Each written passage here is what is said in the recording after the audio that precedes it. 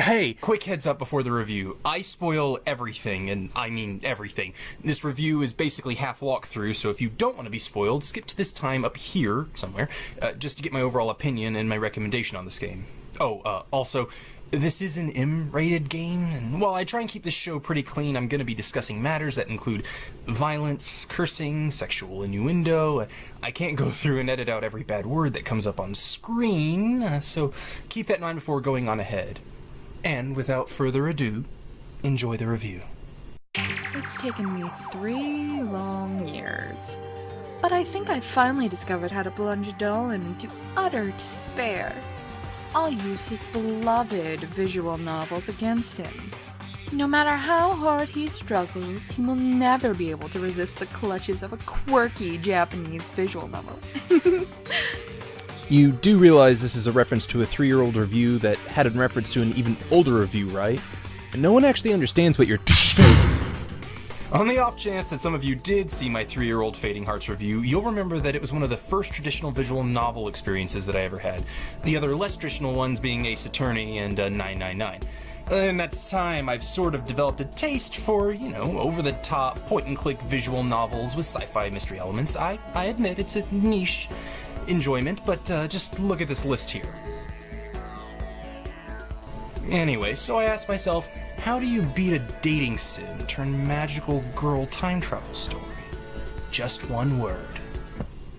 DanganRonpa is a visual novel where you're trapped in a school with 14, or maybe more, other students who are all the best at one particular skill. You know those one-note side characters in anime that have one thing and anything they ever say or do relates to that one thing and that one thing only? That's literally every character in this game. Remembering all these weeaboo names is going to be harder for you than it is for me, so for the purposes of this review, we're just going to go with catchy nicknames for a description, okay? First off, there's Protag-kun, Red Dead, BB, Trap, Bay, Batgirl, Lolly, Kyoya, GJ, Rolling R, Big Guy, One Piece, She-Hulk, Shaggy, and Dead by Dawn. Right off the bat as the game starts, I know that I like Rolling R, One Piece, and Bay. Also, by the way Batgirl is acting, I'm guessing she's probably the only one I can end up trusting in this game, right? Also, I instantly distrust BB and Dead by Dawn as well as One Piece. If other mystery games have taught me anything, it's that friendly girls are the enemy. That's why I don't date them. Seriously, does she wax those things? Anyway, like I was saying, you get trapped here with 15 other students by a talking toy bear who enthusiastically informs you that you'll never be allowed outside unless you kindly start murdering each other, please? Okay, to be more specific, the rules of Talking Teddy's game are as follows. If you kill someone and get away with it, you're allowed to leave. But everyone else dies. If you get caught, you're the only one that dies. Enough, right? Well, it's about to get a lot more convoluted. So Monochroma lays down the law of the land, and Dead by Dawn is all, aw, heck no, and gets shish kebab for attacking him. Well, that's anticlimactic. I wonder if this seemingly out-of-nowhere death will come back into play later. As if that wasn't fun enough, Smokey decides to give us all the motivation to kill someone by showing us videos of our friends and family dead and gone in the outside world. This leads to things getting a little more high tension in the school. But first, a little break to talk about my initial impressions of the game on the whole. The first thing that strikes me about this game, besides the unique visuals, is just how groovy the music is. The style of the game is what tends to grab most people, and I totally see why, because its audio-visual aesthetic is rather gripping. Second thing I notice is that BB is all up in my grill with no chill, and I suspect an intent to kill. Seriously, she's all flirty and nice, and pretty soon she asks Protag-kun to switch rooms with her for the night. Because she's so scared. And he agrees with 0 questions or suspicions, and wouldn't you know it, she got slimed to death right in the bathroom. Well, crud. I mean, she is dead. Maybe I was wrong. Could she truly have been innocent? Is this some sort of plan gone awry? Either way, Protag-kun must gather his courage and press forward. We'll have to use every ounce of our detective skills to bring her killer to justice! And his name is written in blood in the bathroom. Well, that was also rather anticlimactic. Look, rather than run through the whole thing step by step, I'm just gonna skip to the explanation, okay? Short version goes like this. Here's how it went down. BB called the killer to her room, which she had disguised as Protag Coon's in the hope of killing the killer and blaming it on Protag Coon. Her sneak attack failed, however. The killer fought back using a replica sword Protag Coon had snatched as sweet swag for his crib. BB ran to the bathroom to hide and jammed the door behind her to avoid getting shish kebab. The killer unscrewed the doorknob, however, and... So BB goes all rosebud and writes a dying message incriminating the killer. The killer then gets OCD, decides to defer the apartment, and then goes home. He tossed his bloody shirt 30 feet through a metal fence into an incinerator, but he kinda sucks at hiding evidence because part of the bloody shirt fell onto the floor anyway.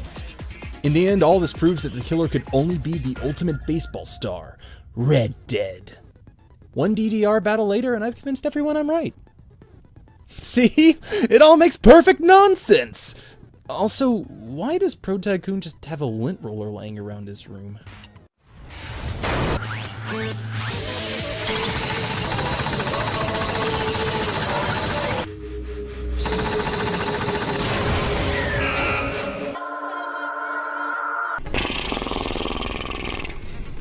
Well, with that formality of a trial over, Chapter 1 finally draws to a close. All in all, it's really been a huge disappointment so far. I'm hoping it still picks up from here, but I don't know. No, shut it. Also, I can't really find a good place to put this, so I'll just mention it here, but the bear in the big blue house said that there's actually room for 16 students, so I'm totally sure that won't come into play later, right?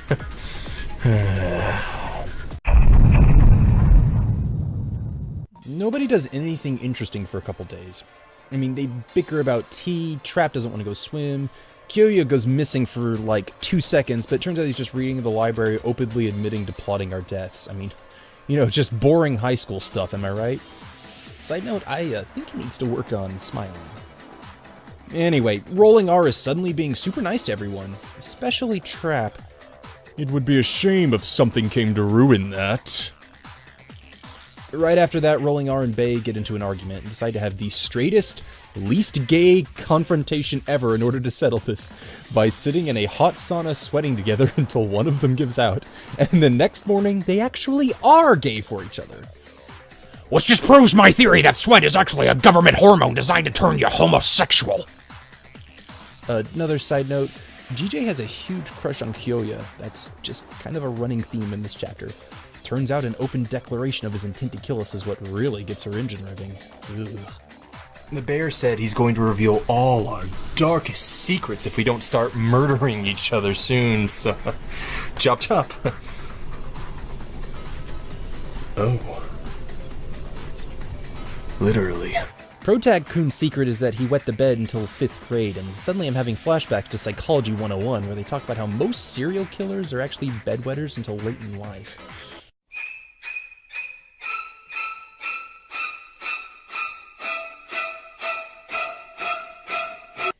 Anyway, all that aside, things pretty much go back to normal until... Crap, Trap is dead! I guess it's murder time. GJ gets pretty hot and heavy over seeing the slimed body and immediately starts acting like a crazed psychopath. Which means it's obviously not her, and so I scratch her off my suspect list. Suddenly and completely unrelated, the group starts talking about some serial killer named Genocide Jack, who is definitely a guy and not a girl, nor is it anyone who is acting strangely and talking about not letting Genocide Jack win while hiding in her room. Oh, good, great, good. It's just, you know, split personality psychopath tsundere. That's original, guys. Good job. We get to court, and initially it seems like Kyoya is pulling all the strings here, which would be supremely disappointing, but thankfully I'm wrong, and there's actually a bit more going on, so let's see how that plays out. So to clarify, Trap was, well, the Trap. He was always called weak and feminine, so he disguised himself as a girl in order to get people to stop saying he looked like a girl. Oh, okay. But seeing all the murdering going down and secrets were coming out soon, Trap decided to get stronger and come out as a boy, which I'm pretty sure is sexist or transphobic or at least somehow racist, but you know, it's Japan, so who cares? Anyway, he wanted help. so he asked the killer to help him train in the gym, the boys' gym specifically, which meant admitting his secret. The killer murdered Trap and seemingly decided to try and hide the fact that he was really a he by moving the crime scene to the girls' locker room. Then Kyoya showed up and was all, lol, a dead body, and decided to make it look like Genocide Jack did it just to falk with people. To make sure no one could discover Trap's gender, the killer then threw the ID book into the sauna, since he had special knowledge that warm humidity specifically is the only thing that makes these things malfunction. And the only person who could know that was possible was Rolling R, since his own ID book malfunctioned during his totally straight and not at all gay sauna competition. So if this all seems out of left field to you, then we're in the same boat. I'll try and explain, but even replaying it a couple times, it really doesn't add up. Rolling R's deep dark secret was that he accidentally got his bro killed. Trap asked Rolling R to help him grow stronger so he could admit his deep dark secret to everyone with strength. Somehow Rolling R took this as an insult to his manhood and thought the correct response was to flat out murder Trap. But he's an honorable murderer and promised that he would never reveal Trap's secret, so he switched the crime scenes in an attempt to keep that promise. I guess Trap should have asked him to promise not to freaking murder him! Anyways, Kyoya messed everything up in order to pick up on who might be the most dangerous players and the most astute observers, and this trial made him wary of both Protag-kun and Batgirl. Honestly, this trial was actually spoiled for me beforehand, so I don't know if I would have guessed the ending or not, but the reasoning behind nearly everything felt like the writer just kept asking the Magic 8 Ball, and then what should I do next? I was honestly still pretty let down by how this case resolved, but I mean, at least everyone gets to live for another chapter, right?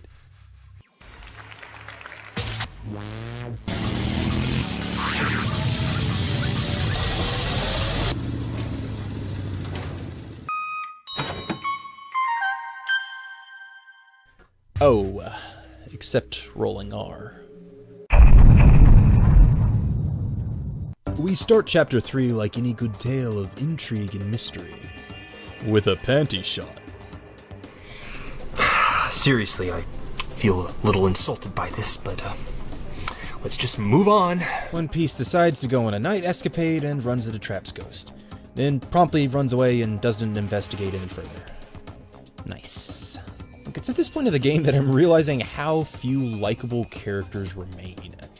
I'm honestly only enjoying Bay, She-Hulk, Batgirl, and One Piece, and honestly after this little escapade, my enjoyment of One Piece is starting to diminish. Completely ignoring the whole Trap is a ghost thing, we explore most of the school and Protag-kun finds a picture. It has Trap, Rolling R, and Red Dead all hanging out in a pre-apocalypse school. So I guess my immediate questions are, why don't we remember all being friends, and is this the afterlife? Lucky for us, neither of these are really answered by the end, so don't get your falcing hopes up. Suddenly, One Piece spills the beans about Ghost Trap, and we all go to check it out and find out that it's actually a laptop with apparently unlimited power and a sentient AI built by Trap who wants to help us. That's convenient. The characters are all going to pretend this is perfectly normal, so will I! This thing is apparently hidden from Unobero by virtue of being in a bathhouse where there are no cameras. And he wants to unencrypt all those files about the school, which is cool, I guess, thanks. We then get called away by Whiny the Pooh, and he says he'll give someone $10 million if, we'll just start murdering people again. Everyone is like, that's a really falcing, stupid reason to murder people, and just walks off. They then all go about their daily life, and sometimes talk about trap.exe, like, all around in the open. And this is what really bothers me, okay? So, 1. If these cameras are all over the flipping school, and they have any sort of mic function, you're toast. 2, even if they don't and the person watching the cameras can read lips, you're toast. 3, if there were any sort of listening devices, like, I don't know, a toy bear that can sneak up on you from any direction and listen in on your conversations, you're toast! Seriously, it's like the stupid train left early and we're stuck with this motley crew of protagonists on the platform. They go to check Trap.exe's progress, and he gives Bay some motivation by approximating Rolling R's likeness. At the same time, Big Guy seems to be developing a real crush on Trap.exe, which is like at least 10 different kinds of weird that I'm not even going to touch. Stop it, please, game. Just stop it. Also, during the free time, I actually found One Piece was like one of the few genuinely likable or optimistic characters in this game, so she is redeeming herself a little bit. which probably means she's the mastermind or going to die. Surprise, Sue freaking prize. Trap.exe goes missing. When the crew splits up to look, Lolly is apparently attacked while taking a picture of Big Guy being attacked by Robo Justice. There's a lot of back and forth searching for the villain, where Lolly keeps claiming to have seen the attacker here and there, but I'll get into that later. Initially, we find Bay and the Big Guy separately murdered. Lolly has us race around the block looking at Jit once more, and then we discover the bodies have been moved into the same room. I mean, at this point, it's so obvious that Lolly did it that it hurts. The only question remaining is whether it was Bay or the Big Guy that was her accomplice that she then killed off. I actually kind of like Bay, so it's probably him, knowing my luck. Anyway, one of the excuses Lolly uses to make us run around like morons is that GJ fainted, and I'm like, she's literally a serial killer? Why the fuck do we worry about her? Anyway, the only people without an alibi, in air quotes, are Batgirl and Hero. Batgirl is clearly the secondary protagonist, so she's clean, and that leaves Hero under suspicion. Who is Hero, you ask? Well, that was my question exactly, and I had to look it up. Turns out Hero is Shaggy, and that is why we're using nicknames, thank you very much. So, during all this convolution, I'm still wondering where the 16th suited is, and who the crudsickles this Silver Surfer-looking dude that the bad boy Bear met with is in this random scene. My thoughts are interrupted as Big Guy wakes up and calls the killer by name, Yasuhiro. And he also says that he knew us all before the calamity. Then he re-dies. Suddenly it hits me. We had 2 bodies, but there was only 1 death announcement earlier. The second one happened once we came to this room, meaning one of them was definitely playing dead when we first found them. The characters say that there were 2, but I reviewed the footage and there definitely was only 1, so what the heck gives? I can never tell what's a genuine clue in this game and what's just a lazy oversight or plot hole. It's really freaking frustrating. Next, we find Shaggy asleep in the suit, so I guess he did it, am I right, boys? We investigate away, and then the trial begins. I haven't really gone over how trials work because it wasn't important yet, but I have got to point out some of the bullcrap this game tries to pull right here. So, on the most base level, this game works like its brethren. People make a bunch of statements and you spot a contradiction. You point it out with a piece of evidence that you have on how they're wrong. But because it's not extreme enough, you have to be sure to point out and shoot the statement with the correct truth bullet. Fine, I don't feel like this adds much of anything to the experience, but I can deal with that. What I can't deal with are the absorb bullets. At unannounced points in the game, you're supposed to forego using evidence that you have on you and instead parrot back a point someone else, most of the time Batgirl, made in order to move forward.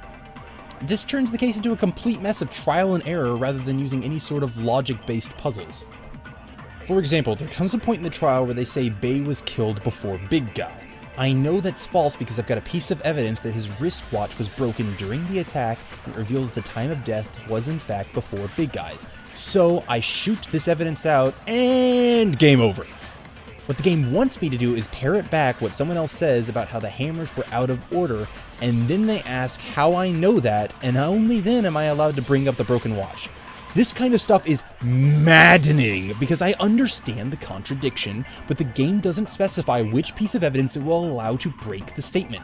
This feels like the logic game equivalent of poor controls. I know what I want to do, I have the capacity to understand what to do, but the game needlessly obfuscates it and it's very frustrating. This sort of thing happened a number of times in a row, and eventually if my first shot or 2 didn't go through and I was certain that I knew what the contradiction was, I just looked up which bullet/absorb bullet they wanted me to parrot back when it would work. This above anything else really soured the game for me. All that aside, let's address what really happened in this case. The killer convinced Big Guy that Bay needed to die, claiming that Bay stole Trap.exe and hid it for his own. They also claim that he raped her, just, for extra convincing. So the 2 of them called Shaggy, of all people, to the room, knocked him out, and stuffed him into a Robo-Justice suit that Big Guy made, for some reason. Then they took photos making it look like the Big Guy was being attacked by this Robo-Justice. Big Guy then called Bay into the equipment room and murdered him with hammer number 4 to make it seem like his murder took place last. They then faked 2 attacks using hammers 1 and 2 to solidify the idea that the hammers were being used in a specific order. Once alone, the Big Guy faked his own murder using hammer number 3 in a slime pack. He then screamed to try and ensure that his body would be found at the same time the other group found Bay's body, which explains why there was only one body discovery announcement. They simply thought that since both bodies were found close enough together, they only got one announcement, but I didn't buy that for a second. Once alone, Big Guy snuck away and took Bay to the art room, where the true killer then murdered Big Guy. And of course, the true killer behind it all was Lolly, whose real name turns out to be Taiko Yasuhiro. Her last name is the same as Shaggy's first name, so I guess that explains why the Big Guy said Yasuhiro as he died. All that aside, I actually really enjoyed Lolly's voice actress as the character just accepts her fate. Really, it's just pretty much perfect. All that out of the way, I guess all's well that ends well, right?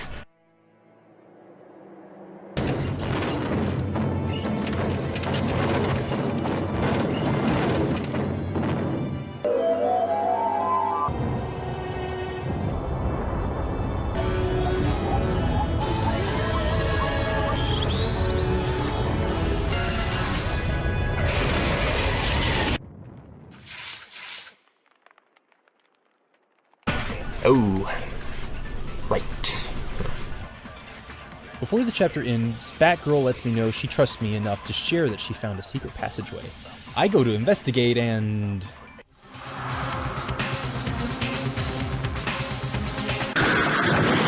As soon as that's over, Pro Tycoon stumbles back to his room only to see She-Hulk and Brother Bear square off, as She-Hulk claims she will no longer spy for him. Well then... Apparently, Pro Tycoon sees no need to intervene and just wanders back to his room in time to hear Batgirl cryptically question to herself, "My body, what have you done to me?" Which is just a red herring, so ignore it. Batgirl is all like, "Yo, remember how I trusted you with my secret? So you're clearly uncomfortable in hiding stuff. How about you're just honest with me?" And Pro Tycoon is like, "Nope." She's like, "Look, if you're nervous, just write it down on a piece of paper." Wait! Hold the falcon phone. Just now they're worrying about being overheard? They've been jabbering about trap.exe whenever the wind blows south for the past chapter and a half, and suddenly now they're afraid of being overheard? Are you kidding me? It's like halfway through the writer realized, crud, maybe he could overhear them. You know what? I'll toss in a line here. What? Go back and edit. That's crazy talk. Progress only moves forward, Donovan-san. Because I probably am Japanese and working in Japan, probably. Whatever. The game forces me to keep my mouth shut like a jerk, and Batgirl is understandably pissed. And then I find a picture of Lolly, Big Guy, and BB all in the old happy world. What could this possibly mean? Oh, by the way, Lolly told us where she hid trap.exe before she died, and he, she, Zeezer, Zim, Zimna, Xanadu, Thanos finally cracked those encrypted files. And they reveal the most shocking truth you will ever hear. Something no one ever could have expected would happen. These files, in fact, reveal... Plot twist! There was an apocalypse! Oh, wait, that's not a plot twist? That's something that's been pretty clearly explained since chapter 1? Oh, okay. Then why are we pretending it is again? Plot twist 2! Electric Boogaloo! The headmaster is... the headmaster. And by that I mean he's behind it all. Oh, okay, sure. He's also in his early 30s, and none of the kids match that description, so unless he's Shaggy or is very good at disguises, I'm not really buying it. Protag-kun asks She-Hulk, but she says she's busy and wants to talk tomorrow. She's gonna die before tomorrow, isn't she? Our very best buddy calls us all back into the gym and tells us that She-Hulk was/is a spy, and we should kill her because, he's bored and she's not being a very good spy anymore. He then tells She-Hulk that if she doesn't kill someone, he will kill his hostage. Someone who means a lot to She-Hulk. And this hostage is never mentioned again, so I can only assume they are slowly starving to death in a closet to this day. Anyway, people all start fighting over this, and GJ scratches one piece, and She-Hulk gets so mad, so dang mad, she decides to do something. I don't know, she doesn't actually really say. Well, after that, Trap.exe is like, hey, I found Chekhov's gun on TV tropes. Can I try that? So Batgirl plugs them into the network to try and get some secrets. Also, I don't know if this is the future or something, And I totally buy that a laptop could be programmed with a perfectly sentient AI. Sure, that makes sense. But it's not had any sort of power cord going to it for like, what, over a week now? And that right there breaks my suspension of disbelief. But Trap.exe nicely hung up on the wall. We should probably go check on She-Hulk and make sure she hasn't killed anyone yet.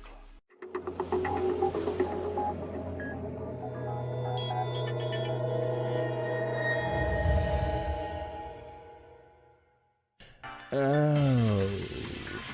Okay, so we found her body in a locked room, and I'm immediately assuming suicide.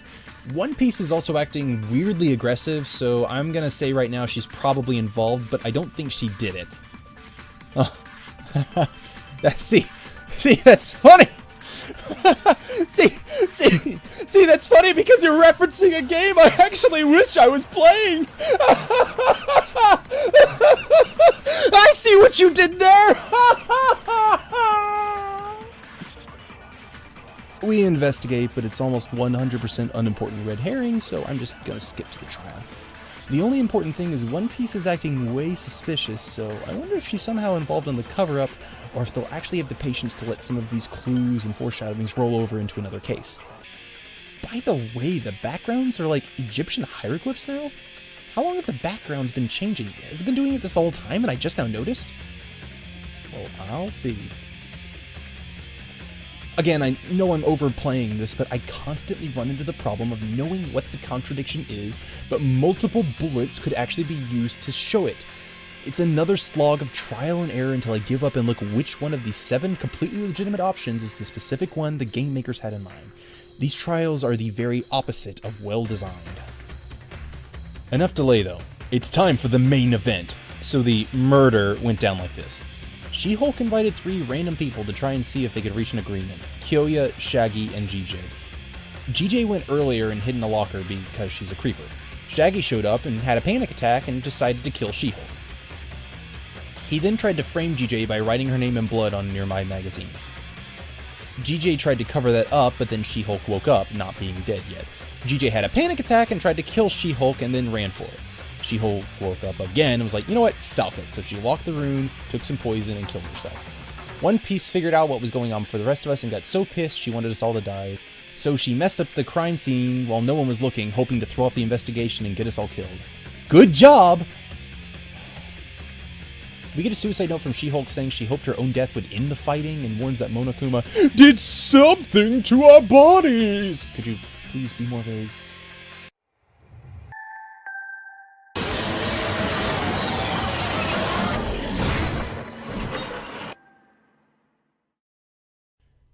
Anyway, time for a nap. Ah! Batgirl!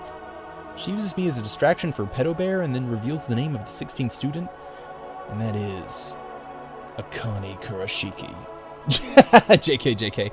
I'll call her Desi because she's supposedly the ultimate despair, so, watch out for that, I guess. Wow. Those nails sure look really familiar. So we explored the new areas of the school, and holy Hindu cows, that's a lot of blood. Wait, it's red, not pink. Could this mean that everyone has cybernetic blood? Could that be what's happening to their bodies? Oh man, that would be such a cool plot twist. What if they're all like stuck in robot bodies and don't even know? No, that's not it. As per any seemingly cool plot twist, it's just because of lazy art.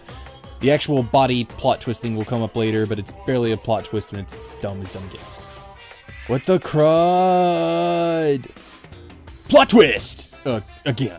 The headmaster isn't the headmaster. Oh. Okay. Nice. I mean, I already guessed the missing student is actually behind it all, so does this even matter anymore? Protag-kun gets tired and has a flashback of him wanting to stay in the school instead of leaving it. Okay. Then a masked luchador tries to stab me, and Batgirl stops them.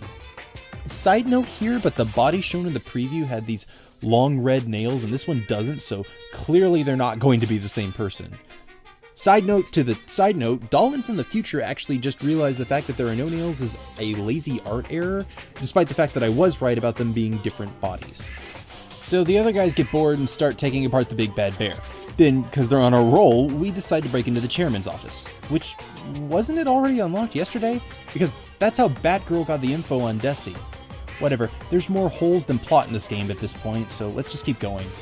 Before we can, GJ finds a corpse in the garden, we go to investigate it, and there are those fingernails again. We take a closer look, and then it blows up! That's weird. There wasn't a body discovery announcement.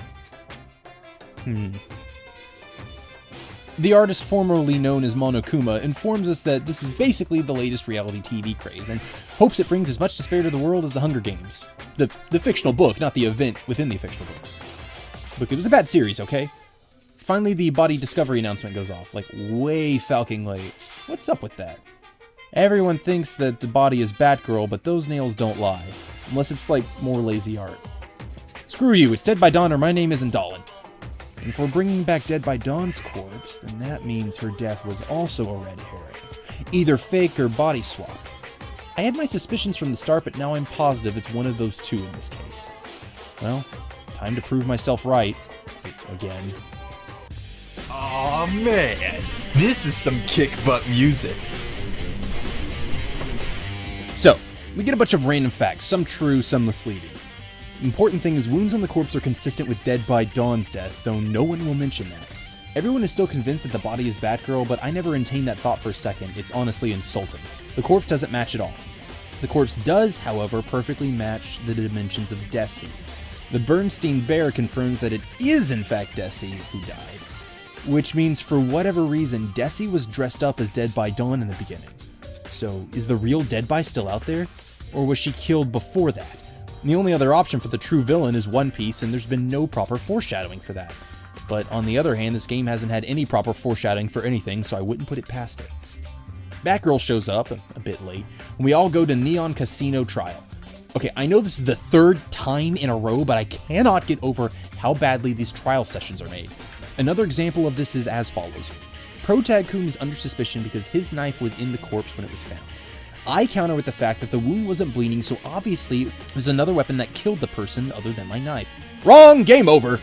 The correct option, obviously, is to say that the body was disguised. Then everyone asks what that has to do with anything, and he explains that the knife wound had no bleeding, so clearly it was something else that killed her. Did anyone even playtest this? Every other question is like this, and it's simply infuriating. The trial continues, and it seems the suspicion is all on Batgirl. The game then asks me if I want to lie and cover her butt and incriminate myself. Falk, no, I'm not interested in lying. That always leads to bad things before. It turns out telling the truth is how you get the bad ending, though. So Batgirl dies, GJ is dead, and everyone gangbangs One Piece as they live in the school for the rest of their lives. What the heck? It was all a dream. Wow. What a fake out. Anyway, so I lie and choose the right choice and get executed. Awesome. Oh, well, I guess I'm not dead. Chekhov's gun fired just in time thanks to Trap.exe. I sit in the garbage pit for a day before Batgirl shows up, though. She lets me know when she's down there that she has amnesia. No duh, we all do, clearly. Protag-kun is another flashback to wanting to stay in the school. We get on the ladder from Snake Eater, and Batgirl tells me she's the ultimate detective and is the long-lost daughter of the headmaster, and that the mastermind just might be more than one person. Could it be Dead by Dawn and One Piece?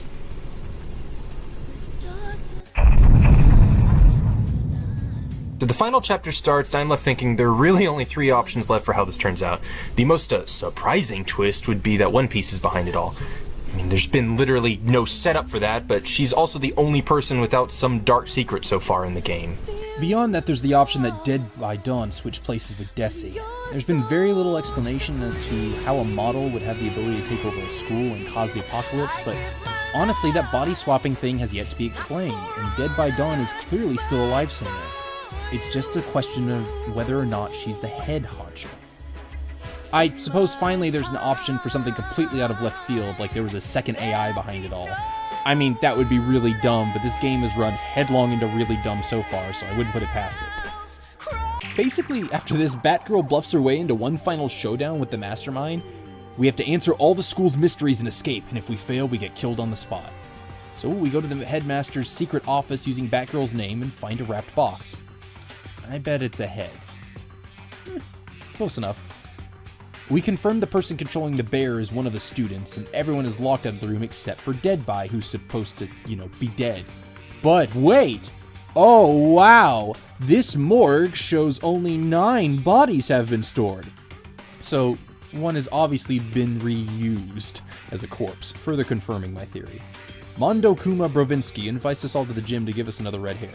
It's just a picture of the entire group hanging out before the apocalypse. Deadby's face is sure covered up though. Side note, but yeah, I double checked the stats and Desi and Deadby have definitely changed places early on. They have the exact same measurements, to be sure. Okay, this chapter is really dragging. I liked the music at first, but it's starting to grate on me.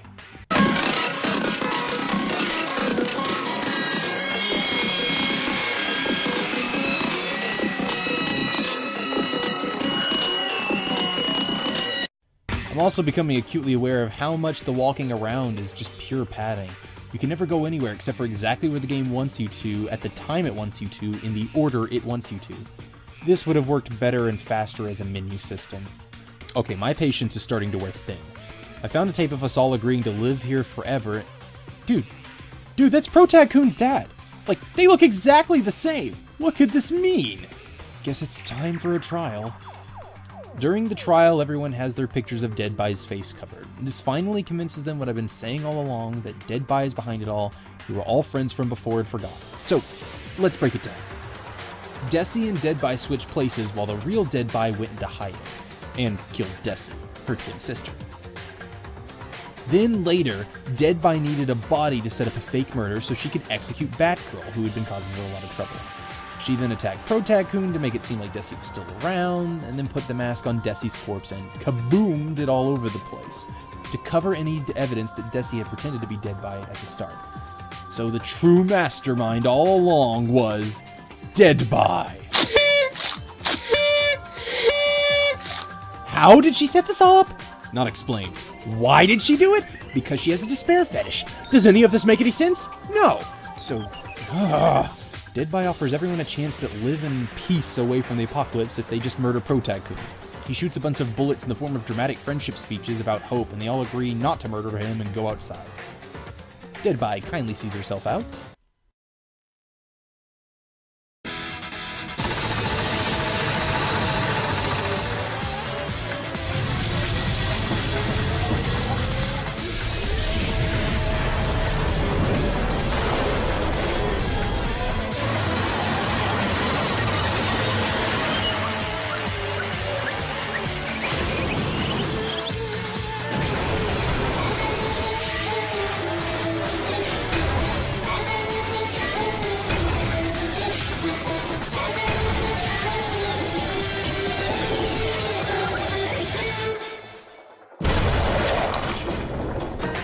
We all agree to live in the outside world. The end. Oh, okay, except a sequel hook about a rogue Monokuma.exe. With all of that finished, do you have questions? Well, so did I. So I decided to look up if there were any answers to this mess of a plot, and this is what I found. Why did Protag Kun's dad look just like the headmaster? The answer, lazy art. Who was that Silver Surfer-looking character in that one cutscene? The answer, lazy art. They just didn't want to draw the person in question, so they used a DeviantArt base instead. What exactly was done to their bodies? The answer, just referring to the fact that they lost their memories before the collapse, and so their bodies felt 2 years older and therefore weird. Why'd they notice this like 3 weeks in, I can't tell you, but whatever. How did they lose their memories? The answer, I don't know, and neither will you unless you learn Japanese and read the Falcon Light novel. What caused the apocalypse? The answer, who knows, who cares, buy game 2 and then maybe we'll tell you lol. Look, I'm just gonna say it now. This is not as good a game as I was hoping.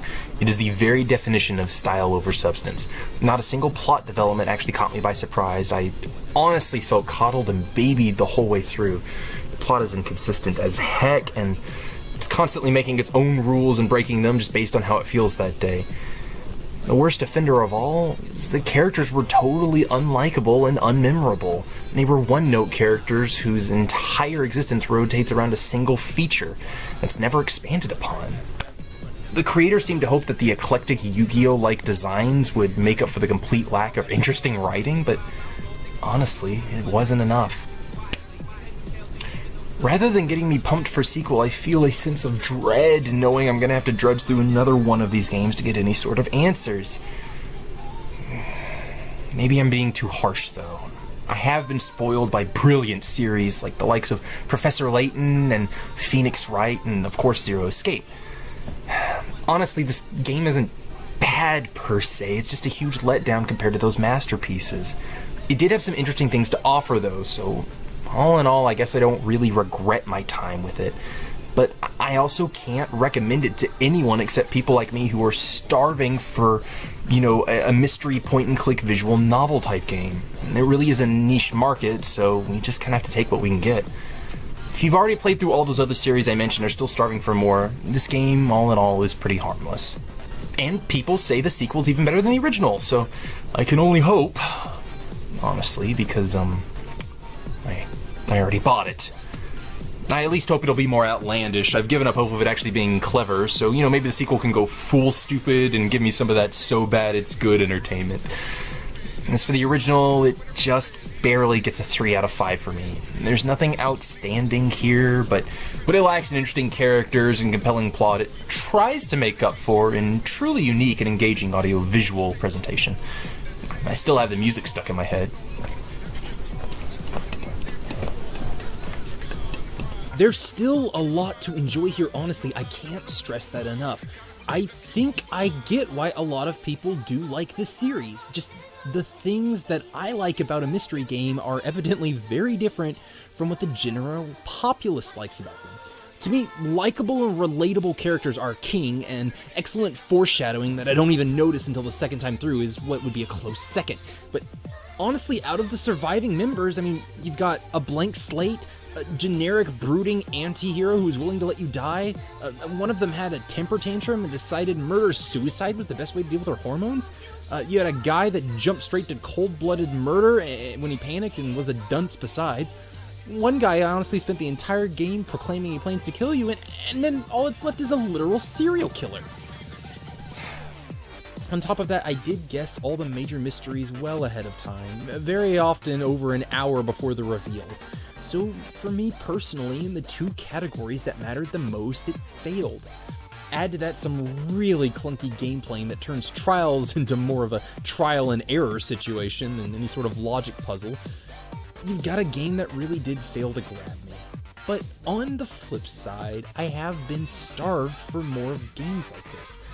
The music and visuals are unique, and on occasion it'll at least try and tell a joke. At the very least, it made me try and put some thought into what was happening. I think there's room for a sequel to improve if they can keep the charismatic presentation and really up the quality of the character and story writing. If they do that, then maybe the next game can be one that I recommend to you all. Comparison I can think to make is that DanganRonpa is like a pop song. It's catchy and upbeat, but ultimately vapid. For some reason, it becomes hyper popular and reaches this just large audience and is overplayed to an extreme, in the end turning something you kinda liked into a complete annoyance. There's nothing really too bad about the game, but much like pop songs, its popularity is kind of baffling to me, especially when games like 999 and VLR are available for the same price and are well over twice as good. Well, either way, that about sums it up for me. Thanks for watching, and God bless. Foolish boy, he seems to have forgotten that he's purchased not one, but 2 of these games. And there are even more after that. I know he can't leave a mystery simply undone.